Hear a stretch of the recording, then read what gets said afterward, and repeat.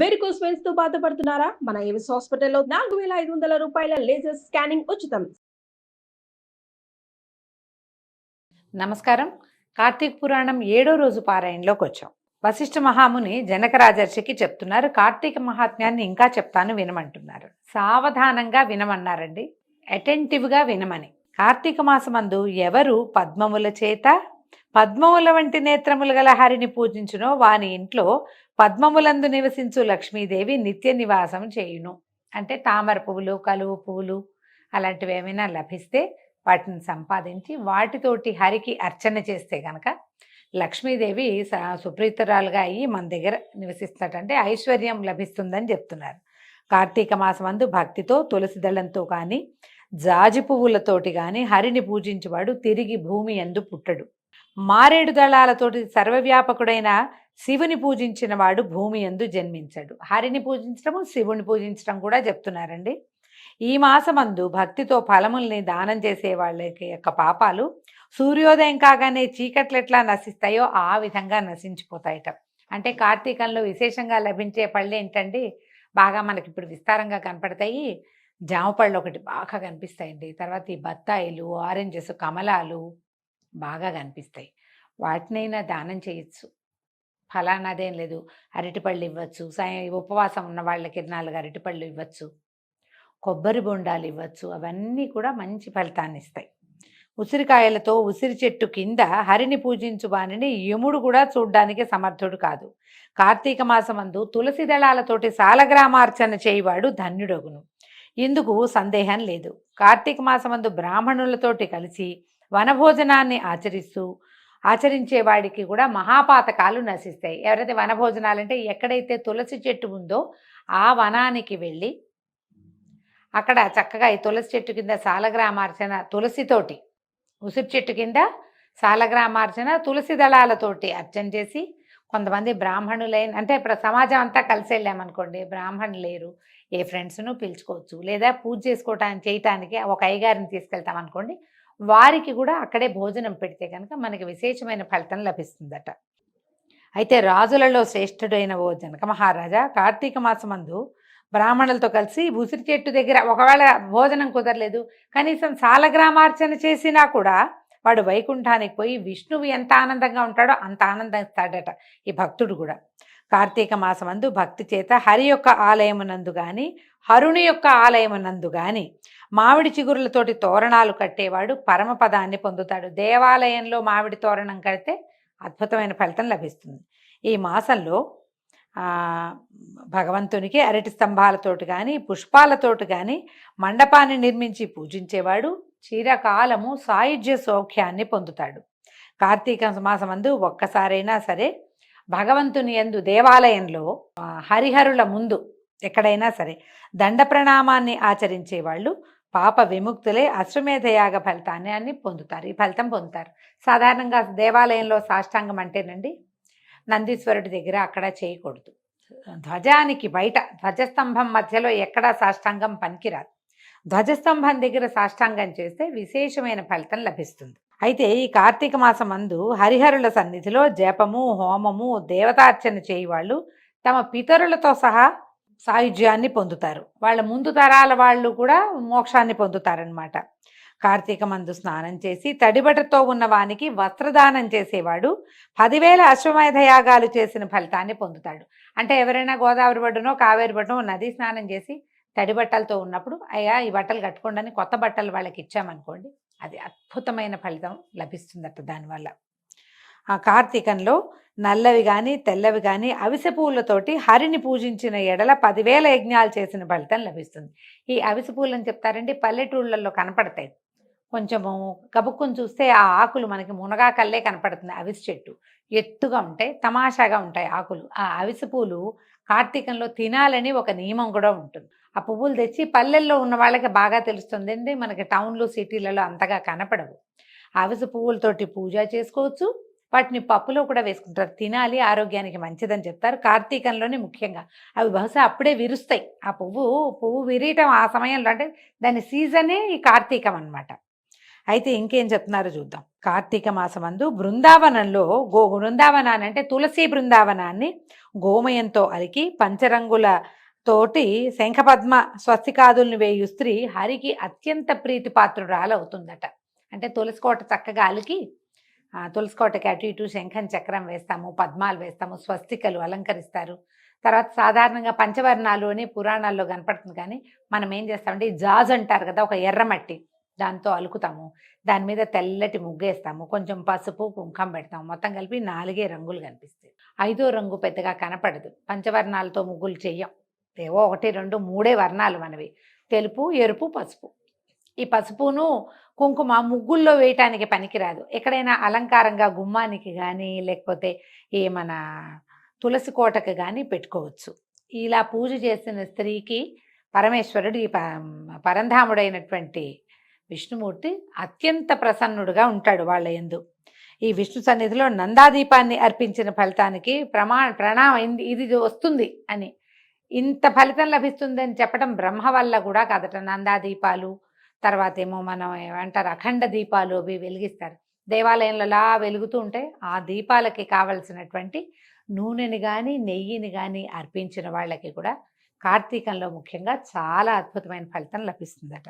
ఈ నందాదీపము అంటే అది మలిగిపోకూడదు, కొంచెం అట్లా ఉండాలన్నమాట. భ్రష్టత్వం అవుతుందట. అందుకని తిలలతోనూ ధాన్యంతోనూ అవిసె పువ్వులతోనూ కలిపినటువంటి నందాదీపాన్ని కార్తీక మాసంలో హరికి సమర్పించాలి. మన ప్రాంతపు ఆచారాల్ని పాటించవచ్చండి. ఈ నందాదీపం అంటేనండి 1, 6, 11 తిథుల్లో చేసేదట. అంటే 1వ తిథి అంటే పాడ్యమి, 6వ తిథి అంటే షష్ఠి, 11వ తిథి ఏకాదశి నాడు విశేషంగా చేస్తారు. ఈ దీపాలర్పణ అది చేయటం ఆ రోజున చేస్తారట. తర్వాత శివుడికి జిల్లేడు పువ్వులతోటి అర్చన చేసిన వాళ్ళు చిరకాలం జీవించి తుదకి మోక్షాన్ని పొందుతారు. ఈ జిల్లేడు అంటే మనమండి ఈ నార్త్ ఇండియా ప్రాంతాల్లో చూస్తామా, వాళ్ళు మామూలు జిల్లేడు పువ్వులే దారాలు పెట్టి గుచ్చి శివలింగాల మీద ఆంజనేయ స్వామికి విశేషంగా అర్పించి కనపడతాయండి. మనకి తెల్ల జిల్లేడు చాలా విశేషం. మన ప్రాంతంలో తెల్ల జిల్లేడు లభిస్తే ఆ జిల్లేడు పూలతో కార్తీకంలో కనుక అర్చన చేస్తే ఎంతో మంచిదట. పరమేశ్వర అర్చన విశేషమైన ఫలితాన్ని ఇస్తుంది. తర్వాత విష్ణువాలయంలో మండపాలు అలంకరించే వాళ్ళు హరియందు స్థిరంగా నివసిస్తారు, ఎప్పుడు హరి సన్నిధిలోనే ఉండిపోతారు. మండపాలు అలంకరించడం అంటే ఇప్పుడు ఎక్కడ కళ్యాణాలు అవి చేస్తారు ఏకాదశికి, తర్వాత తులసి కళ్యాణం జరుపుతారు. అలాంటప్పుడు మండపాలంకరణ చేస్తే కనుక ఫలితం బాగుంటుందట. తర్వాత ఈ కార్తీక మాసమందు హరిహరులని మల్లె పువ్వులతో పూజించేవాడి పాపాలు సూర్యోదయానంతరం చీకట్ల వలె నశించును. ఇప్పుడు వస్తుందండి ప్రశ్న, కార్తీకంలో మల్లెపూలు వస్తాయండి? రావు. మనకి మల్లెపూలు వచ్చేది ఎప్పుడు? చైత్రంలో కదా. మనకి ఎండాకాలం వచ్చినప్పుడు చైత్రము, వైశాఖము, జ్యేష్ఠాషాఢాల్లో కూడా కాస్త కనుమరుగ్గా కనపడతాయి. చైత్రం కంటే కాస్త ముందే ఫిబ్రవరి, మార్చి చివరిలో కూడా మనకు కొద్దిగా కనిపిస్తాయి. ఇప్పుడు కార్తీకంలో చలికాలం వచ్చేసాక తులసి చెట్లు మల్లె చెట్లు పడుకుంటే వాటికి పువ్వు మొగ్గ ఏమీ ఉండదు. కానీ ఈ మల్లె పువ్వులు అనేది ఖచ్చితమైన నియమంగా కనపడుతుంది. అంటే మనకి ఒక్కో తప్పి తగిలి ఒక్క పువ్వు పూస్తే ఆ ఒక్కటైనా ముచ్చటగా పవిత్రంగా కోసుకొచ్చి సమర్పించినా కూడా ఫలితం లభిస్తుంది. ఈ మల్లెలకి సమానమైనవి మన జాజులు, సన్నజాజులు, విరజాజులు అవన్నీ కూడా మల్లెకి దగ్గర జాతులవే. వాటితోటైనా అర్చన చేసుకోవచ్చు. అంటే గుమగుమలాడే పువ్వులతోటి చేస్తే, సుగంధాలీనేటువంటి పువ్వులతో చేస్తే మంచిదన్నమాట. అయితే కార్తీకంలో తులసి గంధంతో సాలగ్రామాన్ని పూజించే వాళ్ళు పాప విముక్తులై విష్ణులోకాల్లో పొందుతారు. విష్ణులోకానికంటే పరమేశ్వరుడికేమో బిల్వాలతోటి, విష్ణువుకేమో తులసితోటి విశేషంగా అర్చన మంచిది. గంధము కూడా ఈ పౌడర్ గంధం, డబ్బాలో గంధం కాకుండా గంధపు చెక్కని సాన మీద అరగదీసి, మళ్ళానండి సాన మీద నుంచి తీసి ఇట్లా భగవంతుడి మీద పెట్టకూడదు, మనం కూడా రాసుకోకూడదు. సాన మీద గంధాన్ని ఇలా చేత్తో తీసి ఒక పళ్ళెల్లో పెట్టుకోవాలి. సాన పక్కన పెట్టుకుని పళ్ళెల్లో నుంచి అర్చించాలండి, జ్ఞాపకం పెట్టుకోండి. సాన మీద గంధాన్ని సరాసరి ఒంటికి రాయకూడదు, దేవుడికి సమర్పించుకోకూడదు. కార్తీకంలో హరి సన్నిధిలో కానీ, హరుని సన్నిధిలో కానీ స్త్రీ కానీ పురుషులు కానీ నాట్యం చేస్తే కనుక పూర్వజన్మ సంచితమైన పాతకాలు కూడా నశిస్తాయి. తర్వాత ఆ దేవాలయాల్లో అలంకారం చేయించేవాళ్ళు పర్వదినాల్లో పువ్వులతోటి, అరటి స్తంభాలతోటి, తర్వాత మామిడి మండలతోటి అలంకరణ చేయించేవాళ్ళు పుష్పాలంకరణకి డబ్బులు ఇస్తూ ఉంటారు. అవన్నీ కూడా అత్యంత పుణ్యాన్ని కలిగిస్తాయట. తర్వాత ఇంకా చెప్తున్నారు, కార్తీక మాసమందు భక్తితో అన్నదానాన్ని ఆచరించే వాడి పాపాలు కూడా గాలికి మబ్బు వల్లే నశిస్తాయి. సాధారణంగా కార్తీకం అంతా మనకి ఉపవాసాల వాళ్ళు కనపడతారు. ఉపవాస విరమణ మా ఇంట్లో చేయండి అని అడిగి చేయించుకోవచ్చు. మళ్ళీ ఇందులో ఇంకొక పాయింట్ ఉందండి. ఉపవాసాలు విరమించేటప్పుడు మన ఇంట్లోనే విరమించాలనే నియమం కనిపిస్తుంది. అది పుస్తకంలో కూడా చెప్తారు, పురాణంలో. అందుకని సామూహికంగా చేసుకోవచ్చు. ఇది ఉపవాసం వాళ్ళందరినీ పిలిస్తే వారికి తప్పు లేదు, వీళ్ళకి తప్పు ఉండదు, మంచిదన్నమాట. అయితే కార్తీకంలో ఇంకా ఏం చెప్తున్నారు, తిలదానము, మహానది స్నానము, బ్రహ్మపత్ర భోజనము, తర్వాత అన్నదానము, ఈ 4 నియమంగా చేయవలసిన ధర్మాలు. తిలదానము అంటే నేను నువ్వులు దానం చేస్తానంటే ఎవరు తీసుకోరు కదా అనిపిస్తుంది. అందుకని ఏం చేయొచ్చు, తిలలతోటి నువ్వులతోటి ఏదైనా తీయని పదార్థం చేసి దాన్ని తప్పకుండా మనం అందరికీ పంచిపెట్టుకోవచ్చు. ఎవరికైనా భోజనం పెట్టేటప్పుడు నువ్వుల పొడిని కూడా మనం భోజనంలో అర్పిస్తే తిలదానం కిందే వస్తుందండి, అది కూడా పనికొస్తుంది. మహానది స్నానం అంటే ఇప్పుడు మన చెరువులోనో దొరువులోనో బావిలోనో, బావి దగ్గర లేకపోతే ఏ బోర్వెల్ దగ్గర స్నానం చేసినా మంచిదే. కనీసం ఈ నెలలో ఒక్కసారైనా ఏదైనా ఒక నదీ స్నానం చేసుకుంటే విశేషం. మనకి చుట్టుపక్కల నదులు ఎక్కడైనా ఉండొచ్చు, లేదా స్నానం చేయడానికే ప్రత్యేకంగా నదీ పరివాహక ప్రాంతానికి వెళ్ళి కూడా చేసి రావచ్చు, మంచి ఫలితం లభిస్తుంది. తర్వాత కార్తీకంలో స్నానము దానము యథాశక్తి చేయని వాడు రకరకాల జన్మలు పొందుతాడు. అంటే ఇప్పుడు ఇది ఏమిటి, అందరూ చేస్తారా, కొంతమంది చెయ్యరు కదా, ఇలా అనిపిస్తుంది. మనం తెలిసి చేసినా తెలియక చేసినా స్నానం స్నానమే, దానం దానమే. ఇంకా తెలిసి చేస్తే ఫలితం ఇంకా బాగుంటుందన్నమాట. కార్తీకంలో కదంబ పుష్పాలతోటి హరిని పూజించే వాళ్ళు సూర్యమండలాన్ని భేదించుకుని స్వర్గానికి వెళ్తారట. కదంబ పుష్పాలంటే మనకు కనిపిస్తుంటే గుండ్రటి పువ్వు ఇట్లా కుచ్చుకుచ్చుగా ఉన్నట్టు ఉంటుంది. అవకాశం లభిస్తే అది సమర్పించుకోవచ్చు. తర్వాత మొగలి పువ్వులతోటి కూడా విష్ణువుని పూజిస్తే 7 జన్మలందు వేదాంగ పారంగతుడై బ్రాహ్మణుడిగా జన్మిస్తాడు. పద్మాలతో పూజించేవాడు ఎంతో కాలం సూర్యమండలంలోనే నివసిస్తాడు. ఇందులో కార్తీకంలో అవిసెపూల మాలని స్వయంగా ధరించి ఆ అవిసెపూల మాలికలతోటి హరిని పూజించేవాడు కూడా స్వర్గాధిపతి అవుతాడు. స్త్రీలు మాలల చేత కానీ తులసి దళముల చేత కానీ హరిని పూజించిన ఎడల పాప వినిర్ముక్తులై వైకుంఠానికి వెళ్తారు. ఇదంతా హరిని గురించి ఎక్కువ చెప్పారండి.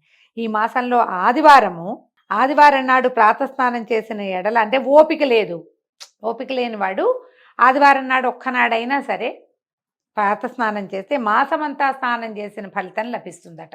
ఇదొక విధానం. అవకాశం ఉన్న పెద్దవాళ్ళు అది కూడా చేసుకోవచ్చు. కార్తీక మాసంలో శుక్లపాడ్యమి నాడు, పౌర్ణమి నాడు, అమావాస్య నాడు ఈ 3 రోజులు ప్రాతస్నానం చేస్తే మాఘ స్నాన ఫలితం కూడా లభిస్తుందట. కార్తీక స్నానంతో పాటు మాఘ స్నానం కూడా వస్తుంది. శక్తి లేకపోతే గనక ఏం లేదు, ఈ స్నానానికి ఒకరోజు ఆదివారము చేయలేము, ఈ పాడ్యమి పౌర్ణమి అమావాస్య నాడు చేయలేము. అశక్తులు పాపం పొద్దున్నే స్నానం చేయలేరు, చన్నీళ్ళు అసలు పోసుకోలేరు. ఏం పర్వాలేదు, ప్రతిరోజు నియమం తప్పకుండా కార్తీక పురాణం విన్నా కూడా ఇదే ఫలితం లభిస్తుంది. అంటే శక్తుండి స్నానం చేయకపోతే ఈ 100 జన్మలు కుక్కగా పుడతావు, పందిగా పుడతావు, చెండాలుడిగా పుడతావు బోళ్ళు చెప్పారండి. శక్తి లేని వాళ్ళు పురాణ శ్రవణం చేసినా సరే గంగాజలం చల్లుకోవటం, స్నానం చేసినప్పుడే హరగంగేని గంగా నదిని తలుచుకోవటం. అపవిత్ర పవిత్రోవా సర్వావస్థాంగతోపివా యస్మరేత్ పుండరీకాక్షం సభాఖ్యాభ్యంతర శుచి. ఈ శ్లోకం చెప్పుకుని కాసిన నీళ్ళు చల్లుకుని ఏదో చేతనైనంత దేవతార్చనో, అర్చన కాకపోతే నమస్కారమో, ఏదైనా స్తోత్రమో ఏదో ఒకటి చెప్పుకుని ఇది కార్తీక మాసం పురాణం విందాం అని కాస్త ఇప్పుడు మనకు అవకాశం ఉంది కాబట్టి ఎక్కడికో గుళ్ళోకి వెళ్ళి గోపురానికి వెళ్ళి వినవలసిన పని లేదు. అరచేతిలో ఉంది మన స్వర్గం. ఓపెన్ చేసుకుని ఫోన్ ఓపెన్ చేసి ఒక మాట నొక్కేమంటే చక్కగా కార్తీక పురాణ శ్రవణం లభిస్తుంది. పురాణ శ్రవణమైన శ్రద్ధతోటి ఆసక్తితోటి కనుక చేస్తే ఈ పై ఫలితాలన్నీ స్నాన దాన ఫలితాలు చెప్పారు కదా, అవన్నీ లభిస్తాయని చెప్తున్నారు. ఈ మాసంలో ఇతరులు సమర్పించిన దీపాలు చూసి ఆనందించేవాడి పాపాలు కూడా నిశ్చయంగా నశిస్తాయి.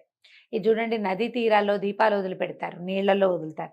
అబ్బాబ్బా ఎంత అందంగా ఉంది, కార్తీక మాసం కదా అన్న ఊహొచ్చినా వాడికి పాపం పోతుందిటండి.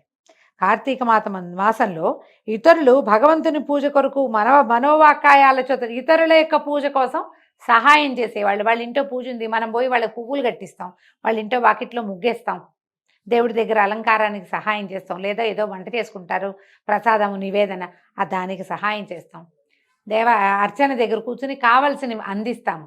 శ్రద్ధగా గనక చేస్తే అవన్నీ కూడా కార్తీక వ్రతాన్ని ఆచరించిన ఫలితాన్నే ఇస్తాయట. తర్వాత స్వర్గం కూడా పొందుతారట వాళ్ళు. కార్తీకంలో భక్తితో గంధ పుష్ప ధూప దీపాదుల చేత హరిని పూజించేవాడు వైకుంఠాన్ని పొందుతాడు.